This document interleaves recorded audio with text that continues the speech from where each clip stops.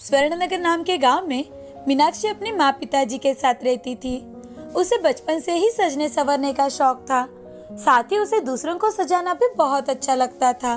मीनाक्षी बहुत ही सुंदर मेहंदी निकालती थी। गांव में किसी की भी शादी हो, दुल्हन को सजाने के लिए मीनाक्षी को ही बुलाया जाता था। मीनाक्षी के माँ पिताजी गांव में ही खेती करते थे। अब उसकी उम्र शादी जैसी हो चुकी थी। एक दिन मीनाक्षी की माँ रमा अपने पति सुरेश से, सुनिए जी, अब रमा की उम्र शादी की हो चुकी है, कब तक दूसरों के हाथों में मेहंदी रचाएगी? अब हमें भी तो उसके हाथ पीले करने का सोच लेना चाहिए। उमा, तुम्हें क्या लगता है मुझे इस बात की चिंता नहीं? मैं मेरी बेटी की शादी बड़े धूमधाम से और एक अच्छे परिवार में करवाऊंगा। बिल्कुल सही कह रहे हो आप। आखिर हमारी भी तो एक लौती लाडली बेटी है मीनाक्षी। अब सुरेश और उमा अपनी बेटी के लिए अच्छे रिश्ते देखने लगे। तभी सुरेश की बहन सुशीला सुरेश से, भैया, मैं चाहती थी कि क्यों ना हमारा रिश्ता और भी ज्यादा मजबूत किया जाए। मैं मीनाक्षी को अपने घर की बहू बनाना चाहती हूँ। सुशीला की ये बात सुनकर सुरेश बहुत ज्यादा खुश हो जाता है और अपनी बहन की बात को मान लेता है, क्योंकि सुशीला का बेटा राघव एक अच्छे से जॉब पर था। तो सुरेश ने बड़े ही धूमधाम से मीनाक्षी और राघव की शादी करवा दी। अपनी बहन का बेटा है, ये देख सुरेश ने उसकी कोई जांच पड़ताल की ही नहीं। अब शादी के कुछ दिन बाद ही सुरेश मीनाक्षी को छोड़कर शहर चला जाता है। साथ ही उसे कभी मिलने नहीं आएगा, ये चिट्ठी में लिखकर चला जाता है। मीनाक्षी, तुम सुंदर तो हो, लेकिन साथ में एक अनपढ़ और गंवार लड़की हो। मुझे लगता है तुम घर के काम के सिवाय और कोई काम कर ही नहीं सकती। शादी के कुछ दिन बीत जाने के बाद राघव कुछ बदला बदला सा लगने लगा था। वो हमेशा ही मीनाक्षी से गुस्से में बात किया करता था। जब राघव उसे छोड़कर गया तो उसे बहुत ज्यादा बुरा लगता है। साथ ही उसे ये जानकर बुरा लगता है कि वो पढ़ी लिखी नहीं है, इसीलिए राघव ने उसे छोड़ दिया है। वो रोते हुए अपनी सास से, ये आपने क्या कर दिया माँ जी? आपको पता था कि राघव को पढ़ी लिखी लड़की चाहिए, फिर भी आपने हमारी शादी करवाई। क्यों? आखिर मेरी इसमें गलती ही क्या थी? आपने मुझे और अपने भाई को धोखा दिया है। धोखा, बिल्कुल धोखा दिया है। उन्हें जब ये बात पता चलेगी तो उनका क्या होगा?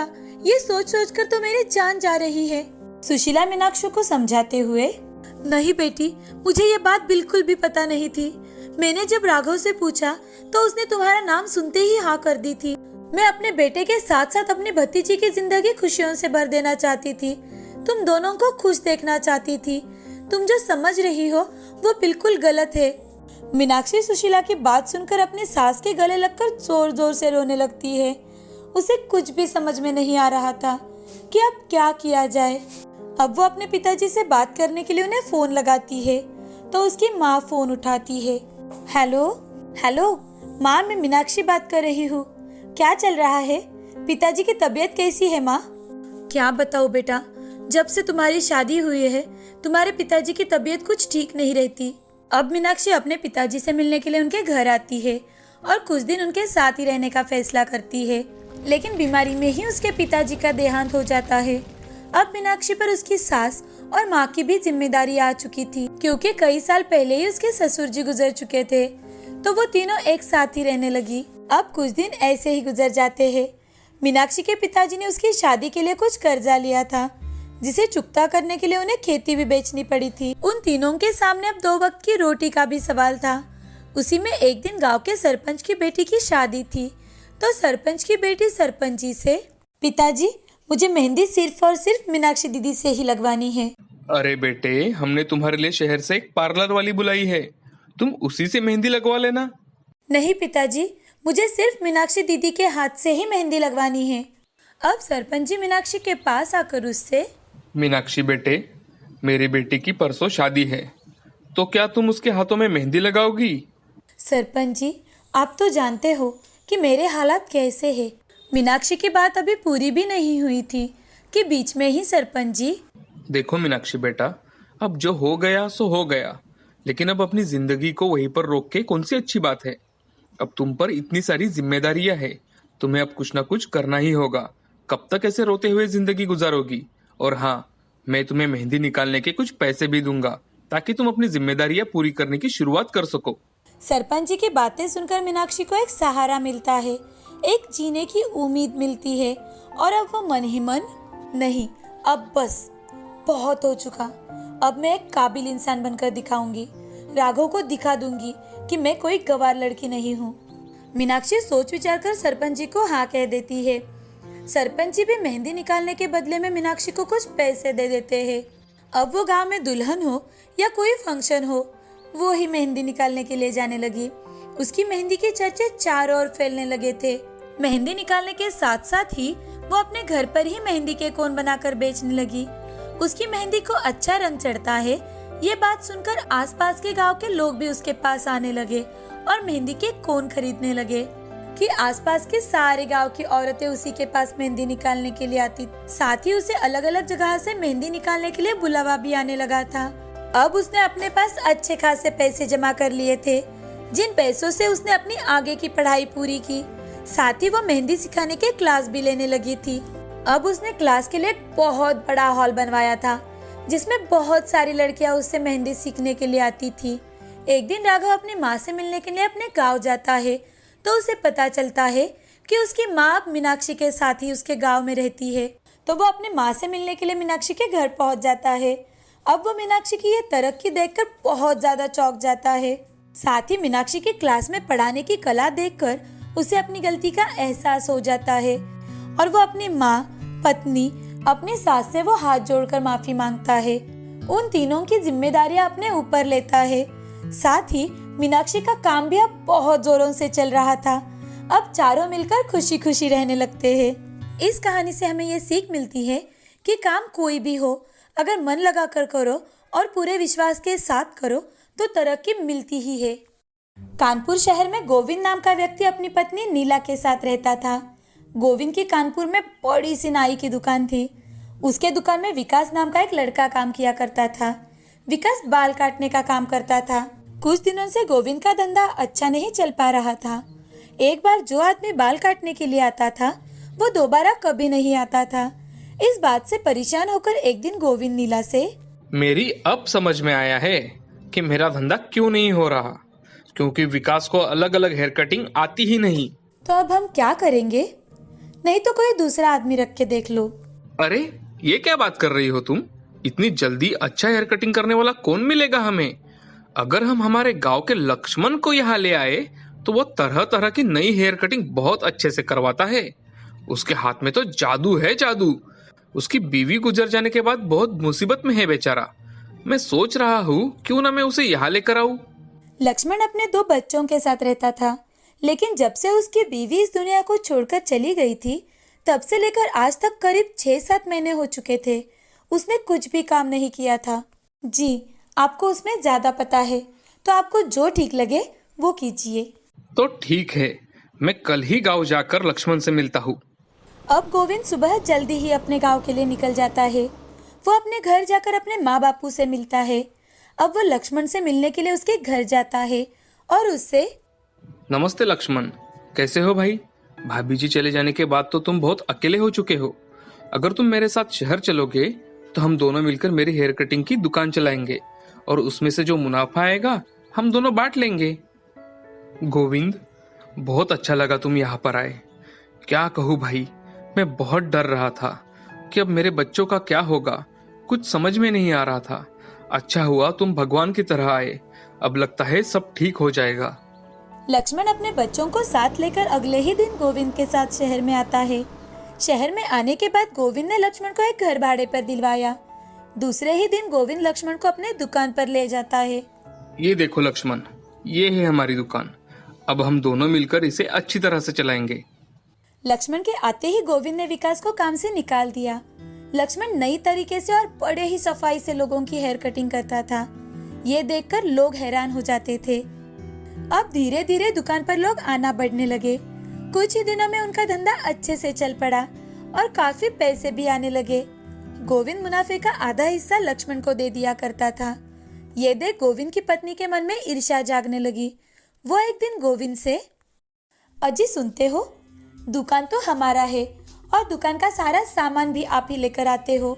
लक्ष्मण तो सिर्फ बाल काटने का काम करता है। और क्या काम करता है वो? इतने से काम के लिए आधा मुनाफा क्यों देना भला? आप भी तो देख देख कर लक्ष्मण की तरह बाल काटना सीख गए होंगे ना? नीला की बातें सुनकर गोविंद सोच में पड़ जाता है। वो मन ही मन, नीला बात तो सही कह रही है। अब गोविंद उसी दिन लक्ष्मण से, देखो लक्ष्मण, हर रोज दुकान खोलना, साफ सफाई करना, माल लाना, दुकान बंद करना, सारे काम तो मैं ही करता हूँ। तुम तो सिर्फ लोगों के बाल ही काटते हो। इतने से काम के लिए मैं तुम्हें आधा हिस्सा नहीं दे सकता। मुझे ये मुनासिब नहीं लगता। एक काम करो, मैं तुम्हें रोज के 50 रुपए दूंगा। मुनाफे में से हिस्सा नहीं मिलेगा। काम करना है तो करो, नहीं तो चले जाओ यहाँ से। गोविंद की बातें सुनकर लक्ष्मण, अरे तुम ऐसा क्यों बोल रहे हो? कितनी भी चमक दमक करो या काम करो, इस धंधे में बाल काटना ही एक कला है। मेरे नए नए हेयर कटिंग से धंधा अच्छा चल रहा है। रोजगारी में काम करना होता तो मैं गांव में ही रहता।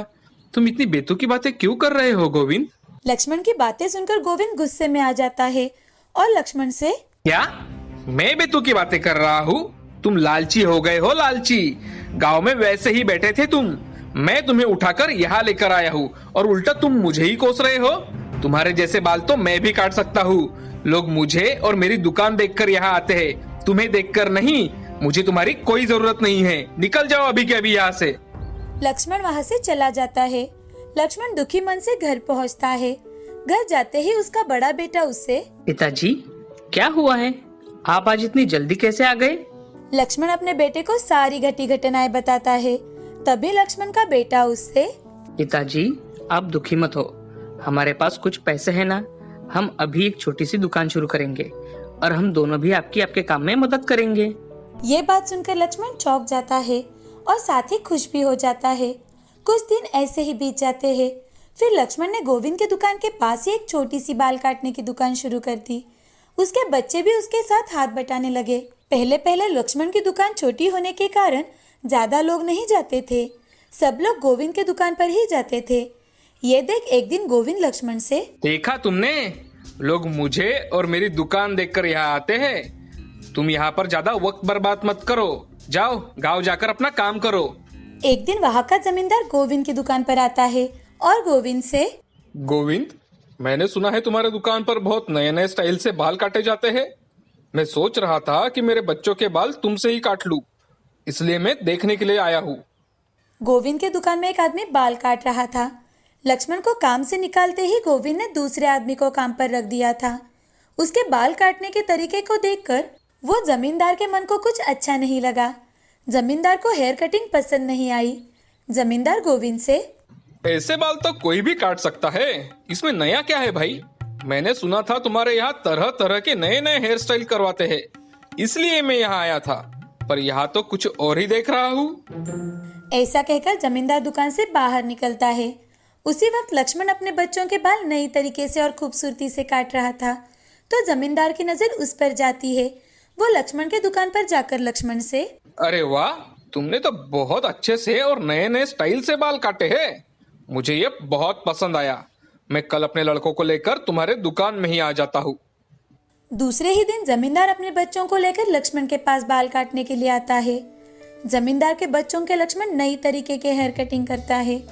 जमींदार के बच्चों को भी उनके कटे हुए बाल बहुत पसंद आ जाते हैं। उस दिन से अब लोग लक्ष्मण के दुकान पर ही बाल काटने के लिए आया करते थे। लक्ष्मण दिन दुगनी रात चौगुनी कमाई करने लगा था। अब गोविंद के दुकान पर की भीड़ लक्ष्मण के दुकान पर होने लगी थी। अब गोविंद को ये बात समझ में आ चुकी थी कि बाल काटने वालों के हाथ में ही कला होती है। ऐसे ही कोई भी आकर बाल नहीं काट सकता। वो मन ही मन, हमारे लालच के कारण हमारा धंधा ही ठप हो गया है। अब हमें ही यहाँ से कहीं और चले जाना होगा। गोविंद अपनी दुकान बंद कर देता है और वहां से चला जाता है। दूसरी ओर लक्ष्मण अपने बच्चों के साथ हंसी खुशी से जीने लगा। बहुत समय पहले की बात है। किसी एक गांव में सुधा अपने पति रमेश और 2 बच्चे राघव और सुमित के साथ रहती थी। वो बहुत ही गरीब थे। रमेश मजदूरी किया करता था और इसी कारण उनके यहाँ 2 वक्त की रोटी भी उन्हें बड़ी मुश्किल से नसीब होती थी। उनके घर में पके खाने में कभी नमक ना होता तो कभी मिर्च ना होती, वैसे ही पकाया करते थे। एक दिन सुधा का पति थक कर घर आता है और सुधा से, सुधा, आज खाने में कुछ अच्छा बनाना। अच्छा बनाओ तो कैसे? घर में हमेशा पैसों की कमी होती है। ना ही बच्चे कुछ खा पाते हैं, ना ही हम पेट भर कर खाना खा सकते हैं। बनाऊं तो क्या बनाऊं? कुछ भी बनाओ लेकिन टेस्ट में जरा अच्छा बनाओ। ऐसा कहकर रमेश वहां से चला जाता है। सुधा सोच सोच कर आखिर में घर में जो सामग्री है उसी से खाना पकाती है। आज उनके घर में फिर से मिर्च पाउडर नहीं थी, तो उसने कहीं से उठाई हुई फीकी मिर्चियाँ ही इस्तेमाल की और खाना पकाया। घर आकर रमेश खाना खाने बैठ जाता है। पहला निवाला खाते ही उसे सुधा पर बहुत गुस्सा आता है। वो सुधा से, अरे सुधा, मैंने तुमसे कहा था ना कि कुछ अच्छा बनाओ। ये क्या बना कर रखा है तुमने? जरा खाकर तो देखो। क्या करूं? हमारे घर के हालात तो आपसे छुपे नहीं है। मैं कहती हूँ कि मैं भी आपके साथ मजदूरी करने आती हूँ, तो आप आने नहीं देते, और आपके अकेले की कमाई में हम पेट भर खाना नहीं खा सकते। सुधा के ऐसे बात करने के कारण रमेश को और ज्यादा गुस्सा आता है, क्योंकि सुधा की तबीयत कुछ ठीक नहीं रहती। इसी कारण रमेश उसे काम करने नहीं देता था। वो एक गरीब था, लेकिन जिम्मेदार पति था। रमेश खाना ना खाकर भूखे पेट ही सो जाता है। सुधा उस रात बिल्कुल भी नहीं सो पाती।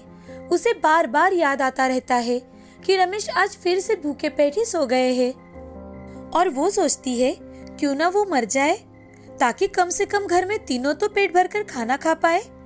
इसीलिए वो रात के समय सबको सोए हुए देखकर वो चुपचाप घर से निकल जाती है, लेकिन उसकी मरने की हिम्मत ही नहीं होती।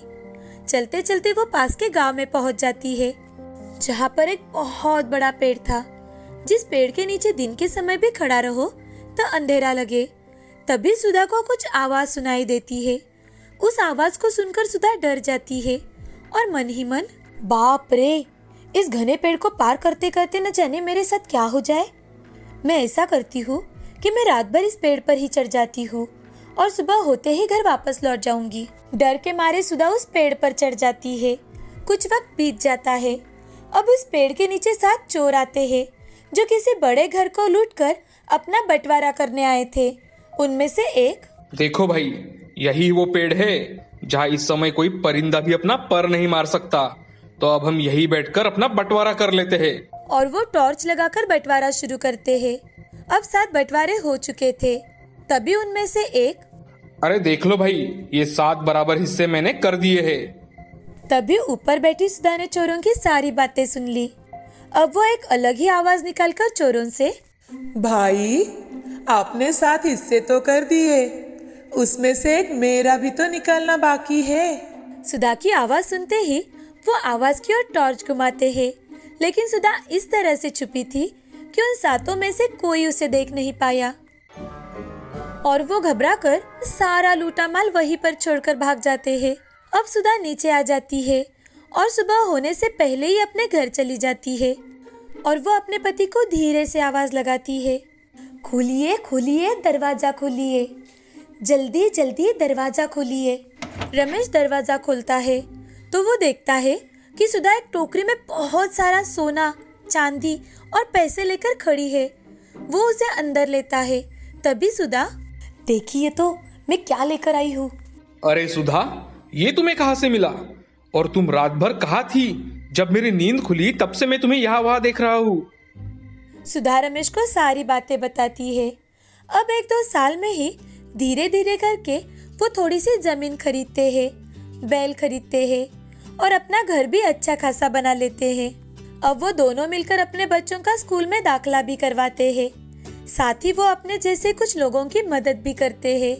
तभी एक दिन सुधा के घर के पास रहने वाली एक औरत, जो बहुत अमीर थी, वो बातों बातों में सुधा से, सुधा, क्या बात है, तुम्हारी तकदीर तो बिल्कुल किसी राजा जैसी निकली। क्या खजाना हाथ लगा है, जरा हमें भी तो बताओ। सुधा भोलेपन में सारी बात उस औरत को बताती है। उस रात वो औरत भी अपने पति को बिना बताए ही उस पेड़ के पास जाकर उस पेड़ पर बैठ जाती है। सुधा के साथ घटी घटना को अब बहुत वक्त बीत चुका था। फिर से वो चोर चोरी कर कर उस पेड़ के नीचे आ जाते हैं। वो पहले की तरह ही अपना बंटवारा करने लगते हैं। तभी उनमें से एक चोर, अरे देखो भाई, अब बंटवारे बराबर हो गए हैं। चोर की बात सुनते ही औरत जोर से बोलती है, अरे भाई, मेरा भी एक हिस्सा रखना भूल गए तुम। वो चोर टॉर्च का लाइट आवाज की ओर दिखाते हैं। तभी वो औरत उन्हें पेड़ पर बैठी दिखती है। उसे देखते ही वो चारों चोर उसे नीचे उतारते हैं और लाठी से मारने लगते हैं। वो औरत जैसे तैसे करके वहाँ से भाग जाती है और घर जाते ही वो उसके पति को आवाज देती है। उसका पति दरवाजा खोलकर देखता है तो वो उसी पर बरस पड़ता है। दूसरी ओर सुधा अपने पति के साथ खुशी खुशी रह रही थी, साथ ही गरीबों की मदद भी कर रही थी। साथ ही उसने एक अन्न छत्र भी बना लिया था। जिन्हें खाने में 2 वक्त की रोटी भी नहीं मिलती, वो वहाँ आकर पेट भर कर खाना खाते थे। इस कहानी से हमें यह सीख मिलती है कि दूसरे की बराबरी करने जाओ तो हमारा ही नुकसान होता है, तो दूसरे की कभी बराबरी नहीं करनी चाहिए।